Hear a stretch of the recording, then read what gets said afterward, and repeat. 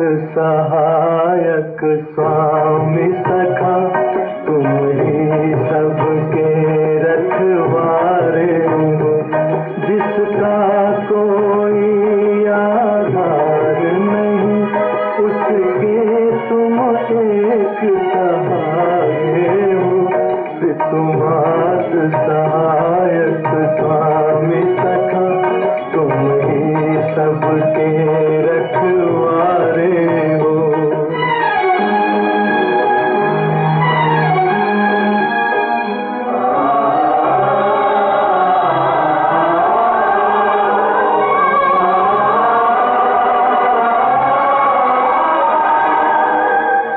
तेरी लीला अपरंपार प्रभु, तेरी महिमा सबसे न्यारी है।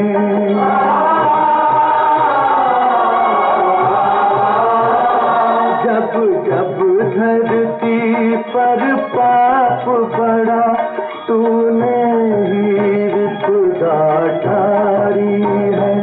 इस जीवन के अंधियारे में बस एक तुम ही उजियारे हो।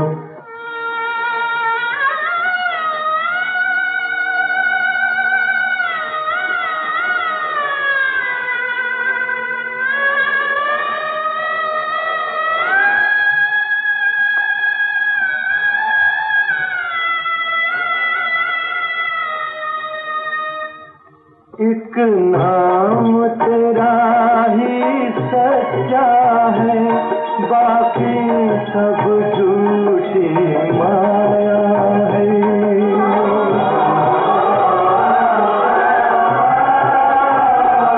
जो अपना सब कुछ छोड़ चला, उसने ही तुमको पाया है। जिस मन में तुम्हारी भक्ति जगी, उसके तुम ही तो सहारे हो। तुम्हारा सहायक स्वामी सखा, तुम ही सबके रखवारे हो। जिसका कोई आधार नहीं, उसके तुम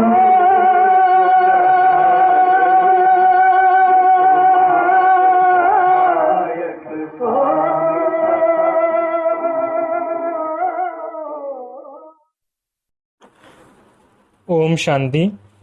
13/8/2025 प्रातः मुरली। ओम शांति। बाप दादा मधुबन। बाबा आज कह रहे हैं, मीठे बच्चे, अकाल मूर्त बाप का बोलता चलता तख्त ये ब्रह्मा है। जब वो ब्रह्मा में आते हैं तब तुम ब्राह्मणों को रचते हैं। मीठे बच्चे, अकाल मूर्त बाप का बोलता चलता तख्त ये ब्रह्मा है। जब वो ब्रह्मा में आते हैं तब तुम ब्राह्मणों को रचते हैं। प्रश्न: अक्लमंद बच्चे किस राज को समझकर ठीक रीति से समझा सकते हैं? उत्तर: ब्रह्मा कौन है और वो ब्रह्मा से विष्णु कैसे बनते हैं? प्रजापिता ब्रह्मा यहाँ है, वो कोई देवता नहीं। ब्रह्मा ने ही ब्राह्मणों द्वारा ज्ञान यज्ञ रचा है। ये सब राज अक्लमंद बच्चे ही समझकर समझा सकते हैं। घोड़े सवार और प्यादे तो इसमें मूंझ जाएंगे। गीत ओम नमो शिवाय। ओम शांति। भक्त में महिमा करते हैं एक की, महिमा तो गाते हैं ना, परंतु ना उनको जानते हैं ना उनके यथार्थ परिचय को जानते हैं।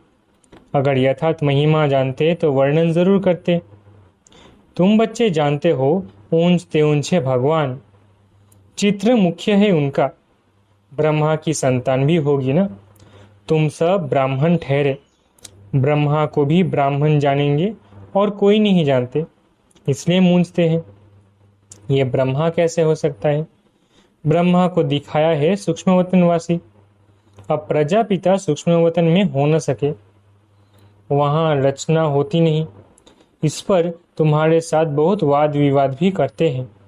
समझाना चाहिए, ब्रह्मा और ब्राह्मण है तो सही ना। जैसे क्राइस्ट से क्रिश्चियन अक्षर निकला है, बुद्ध से बौद्धि, इब्राहिम से इस्लामी, वैसे प्रजापिता ब्रह्मा से ब्राह्मण नामी ग्रामी है। आदिदेव ब्रह्मा, वास्तव में ब्रह्मा को देवता नहीं कह सकते, ये भी रॉन्ग है। ब्राह्मण जो अपने को कहलाते हैं उनसे पूछना चाहिए ब्रह्मा कहाँ से आया, ये किसकी रचना है, ब्रह्मा को किसने क्रिएट किया। कभी कोई बता ना सके, जानते ही नहीं। ये भी तुम बच्चे जानते हो, शिव बाबा का जो रथ है जिसमें प्रवेश करते हैं, ये है ही वो जो आत्मा श्री कृष्ण प्रिंस बना था। 84 जन्मों के बाद ये ब्रह्मा आकर बने हैं। जन्म पत्री का नाम तो इनका अपना अलग होगा ना, ये है तो मनुष्य न। फिर इनमें प्रवेश करने से इनका नाम ब्रह्मा रख देते हैं। ये भी बच्चे जानते हैं, वही ब्रह्मा विष्णु का रूप है, नारायण बनते हैं ना। 84 जन्म के अंत में भी साधारण रथ है ना, ये शरीर सब आत्माओं के रथ है। अकाल मूर्त का बोलता चलता तख्त है। सिख लोगों ने फिर वो तख्त बना दिया है, उसको अकाल तख्त कहते हैं। ये तो अकाल तख्त सब है, आत्माएं सब अकाल मूर्त है। ऊंच तेऊंच भगवान को ये रथ तो चाहिए ना। रथ में प्रवेश हो बैठ नॉलेज देते हैं, उनको ही नॉलेजफुल कहा जाता है। रचता और रचना के आदि मध्य अंत की नॉलेज देते हैं।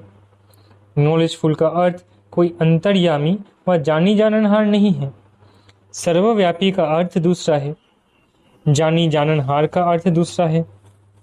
मनुष्य तो सबको मिलाकर जो आता है सो कहते जाते हैं। अभी तुम बच्चे जानते हो, हम सब ब्राह्मण ब्रह्मा की औलाद है। हमारा कुल सबसे ऊंच है। वो लोग देवताओं को ऊंच रखते हैं क्योंकि सत्ययुग आदि में देवता हुए हैं। प्रजापिता ब्रह्मा की औलाद ब्राह्मण होते हैं। ये कोई जानते नहीं सिवाय तुम बच्चों के।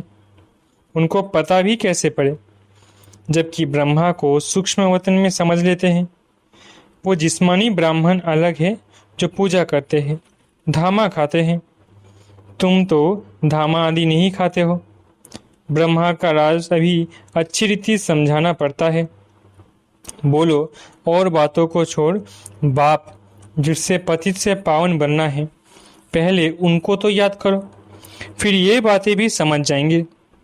थोड़ी बात में संशय पड़ने से बाप को ही छोड़ देते हैं। पहली मुख्य बात है अल्फ और बे। बाप कहते हैं मामे का याद करो। मैं ज़रूर किसमें तो आऊँगा ना, उनका नाम भी होना चाहिए। उनको आकर रचता हूँ। ब्रह्मा के लिए तुमको समझाने का बहुत अकल चाहिए। प्यादे घोड़े सवार मूंझ पड़ते हैं, अवस्था अनुसार समझाते हैं ना। प्रजापिता ब्रह्मा तो यहाँ है।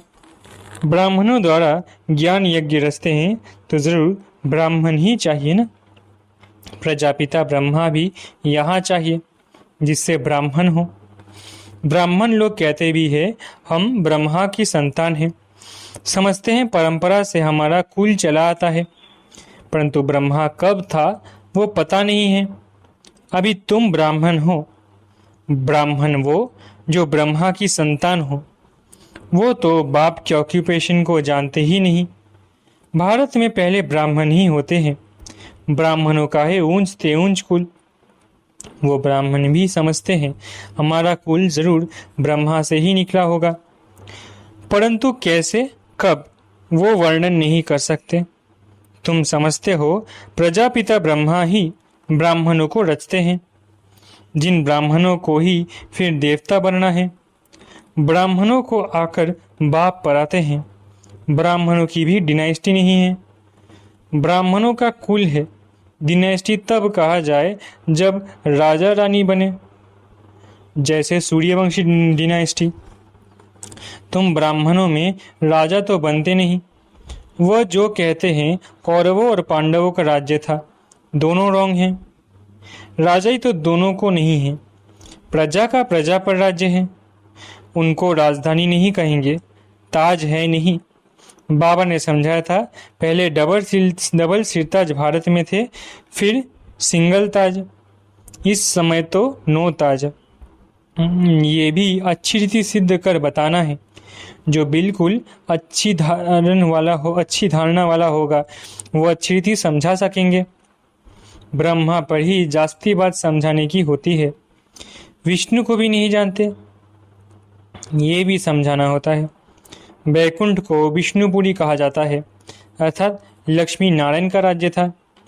श्री कृष्ण प्रिंस होगा तो कहेंगे ना हमारा बाबा राजा है, ऐसे नहीं कि श्री कृष्ण का बाप राजा नहीं हो सकता। श्री कृष्ण प्रिंस कहलाया जाता है तो जरूर राजा के पास जन्म हुआ है। साहूकार के पास जन्म लिए तो प्रिंस थोड़ी ही कहलाएंगे। राजा के पद और साहूकार के पद में रात दिन का फर्क हो जाता है। श्री कृष्ण के बाप राजा का नाम ही नहीं है। श्री कृष्ण का कितना नाम वाला है।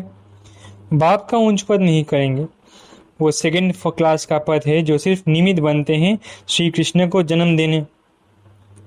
ऐसे नहीं कि श्री कृष्ण की आत्मा से वो ऊंच पड़ा हुआ है, नहीं, श्री कृष्ण ही सो फिर नारायण बनते हैं, बाकी बाप का नाम ही गुम हो जाता है जरूर ब्राह्मण, परंतु पढ़ाई में श्री कृष्ण से कम है। श्री कृष्ण की आत्मा की पढ़ाई अपने बाप से ऊंच थी, तब तो इतना नाम होता है। श्री कृष्ण का बाप कौन था वो जैसे किसको पता नहीं, आगे चल मालूम पड़ेगा। बनना तो यहाँ से ही है। राधे के भी माँ बाप तो होंगे ना, परंतु उनसे राधे का नाम जास्ती है क्योंकि माँ बाप कम पड़े हुए हैं। राधे का नाम उनसे ऊंच हो जाता है। यह है डिटेल की बातें बच्चों को समझाने के लिए। सारा मदार पढ़ाई पर है। ब्रह्मा पर भी समझाने का अकल चाहिए। वही श्री कृष्ण जो है उनकी आत्मा ही 84 जन्म भोगती है। तुम भी 84 जन्म लेते हो, सब इकट्ठे तो नहीं आएंगे। जो पढ़ाई में पहले पहले होते हैं वहाँ भी वो पहले आएंगे। नंबरवार तो आते हैं ना, ये बड़ी महीन बातें हैं। कम बुद्धि वाले तो धारणा कर ना सके, नंबरवार जाते हैं। तुम ट्रांसफ़र होते हो नंबरवार। कितनी बड़ी क्यू हैं जो पिछाड़ी में जाएंगी। नंबरवार अपने अपने स्थान पर जाकर निवास करेंगे। सबका स्थान बना हुआ है। ये बड़ा वंडरफुल खेल है, परंतु कोई समझते नहीं है। इनको कहा जाता है कांटों का जंगल। यहाँ सब एक दो को दुख देते रहते हैं। वहाँ तो नेचुरल सुख है, यहाँ है आर्टिफिशियल सुख। रियल सुख एक बाप ही देने वाला है। यहाँ है काग विष्टा के समान सुख। दिन प्रतिदिन तमो प्रधान बनते जाते हैं। कितना दुख है। कहते हैं बाबा माया के तूफान बहुत आते हैं, माया उलझा देती है, दुख की फीलिंग बहुत आती है। सुखदाता बाप के बच्चे बनकर भी अगर दुख की फीलिंग आती है तो बाप कहते हैं बच्चे ये तुम्हारा बड़ा कर्म भोग है। जब बाप मिला तो दुख की फीलिंग नहीं आनी चाहिए। जो पुराने कर्म भोग है उसे योग बल से चुकतू करो। अगर योग बल नहीं होगा तो मोचरा खाकर चुकतू करना पड़ेगा। मोचरा और मानी तो अच्छा नहीं। पुरुषार्थ करना चाहिए ना, नहीं तो फिर ट्रिब्यूनल बैठती है। प्रजा तो ढेर है। ये तो ड्रामा अनुसार सब गर्भ जेल में बहुत सजाएं खाते हैं। आत्माएं भटकती भी बहुत है।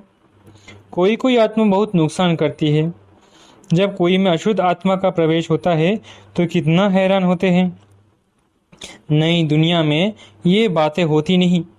अभी तुम पुरुषार्थ करते हो, हम नई दुनिया में जाए, वहाँ जाकर नए नए महल बनाने पड़ेंगे।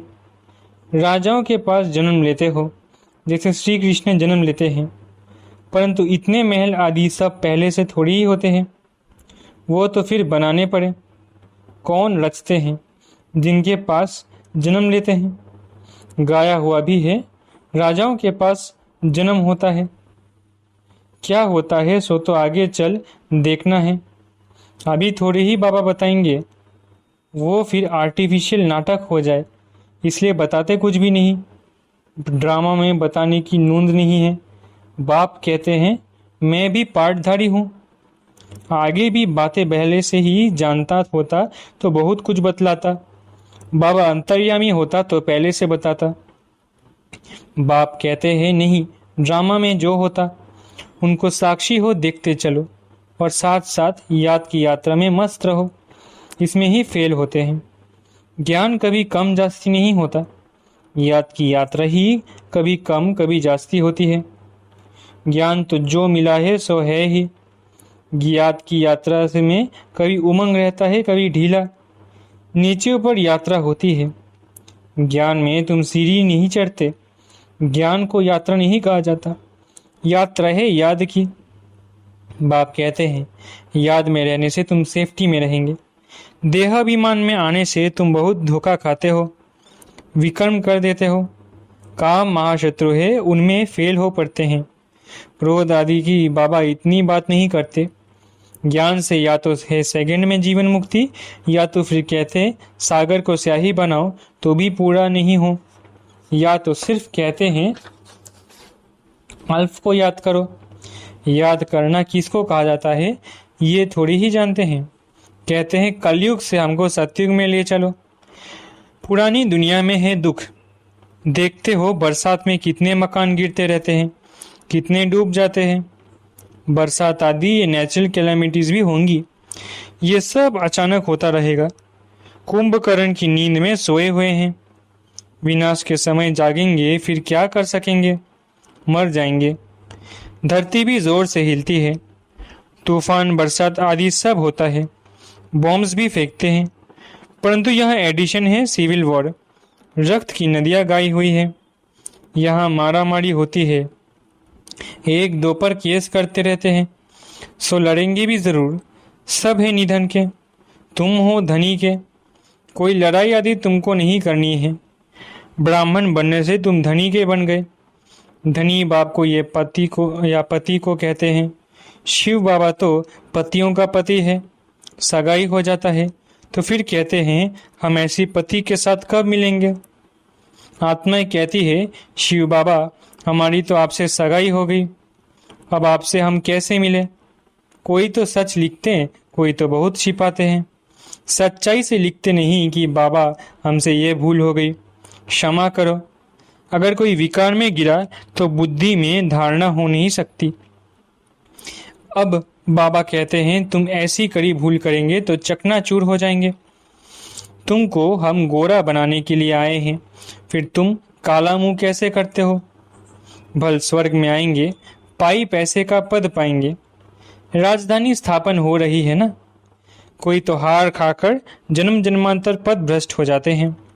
कहेंगे बाप से तुम ये पद पाने आए हो, बाप इतना ऊंच बने, हम बच्चे फिर प्रजा थोड़ी ही बनेंगे। बाप गद्दी पर हो और बच्चा दास दासी बने, कितनी लज्जा की बात है। पिछाड़ी में तुमको सब साक्षात्कार होंगे, फिर बहुत पछताएंगे। नाहिक ऐसा किया। सन्यासी भी ब्रह्मचर्य में रहते हैं तो विकारी सब उनको माथा टेकते हैं। पवित्रता का मान है, किसी तकदीर में नहीं है तो बाप आकर पढ़ाते फिर भी गफलत करते रहते हैं, याद ही नहीं करते, बहुत विकर्म बन जाते हैं। तुम बच्चों पर अब है बृहस्पति की दशा, इससे ऊंच दशा और कोई होता नहीं। दशाएं चक्र लगाती रहती है तुम बच्चों पर। अच्छा, मीठे मीठे सीखलदे बच्चों प्रति माता पिता बाप दादा का याद प्यारा गुड मॉर्निंग। रूहानी बाप की रूहानी बच्चों को नमस्ते। हम रूहानी बच्चों की रूहानी माता पिता बाप दादा को याद प्यार गुड मॉर्निंग और नमस्ते। धारणा के लिए मुख्य सार। पहला, इस ड्रामा की हर सीन को साक्षी होकर देखना है। एक बाप की याद में मस्त रहना है, याद की यात्रा में कभी उमंग कम ना हो। दूसरा, पढ़ाई में कभी गफलत नहीं करनी, अपनी ऊंच तकदीर बनाने के लिए पवित्र जरूर बनना है। हार खाकर जन्म जन्मांतर के लिए पद भ्रष्ट नहीं करना है। वरदान, सच्ची सेवा द्वारा अविनाशी अलौकिक खुशी के सागर में लहराने वाले खुश नसीब आत्मा भव। सच्ची सेवा द्वारा अविनाशी अलौकिक खुशी के सागर में लहराने वाले खुश नसीब आत्मा भव। जो बच्चे सेवाओं में बाप दादा और निमित्त बड़ों के स्नेह की दुआएं प्राप्त करते हैं, उन्हें अंदर से अलौकिक आत्मिक खुशी का अनुभव होता है। वे सेवाओं द्वारा आंतरिक खुशी, रूहानी मौज बेहद की प्राप्ति का अनुभव करते हुए सदा खुशी के सागर में लहराते रहते हैं। सच्ची सेवा, सर्व का स्नेह, सर्व द्वारा अविनाशी सम्मान और खुशी की दुआएं प्राप्त होने की खुश नसीबी के श्रेष्ठ भाग्य का अनुभव कराती है। जो सदा खुश है वही खुश नसीब है। स्लोगन: सदा हर्षित व आकर्षण मूर्त बनने के लिए संतुष्ट मनी बनो। स्लोगन: सदा हर्षित व आकर्षण मूर्त बनने के लिए संतुष्ट मनी बनो। अव्यक्त इशारे: सहज योगी बनना है तो परमात्म प्यार के अनुभवी बनो। कर्म में, वाणी में, संपर्क व संबंध में, लव और स्मृति व स्थिति में लवलीन रहना है। जो जितना लवली होगा वो उतना ही लवलीन रह सकता है। इस लवलीन स्थिति को मनुष्य आत्माओं ने लीन की अवस्था कह दिया है। बाप में लव खत्म करके सिर्फ लीन शब्द को पकड़ लिया है। आप बच्चे बाप के लव में लवलीन रहेंगे तो औरों को भी सहज आप समान व बाप समान बना सकेंगे। अच्छा, ओम शांति।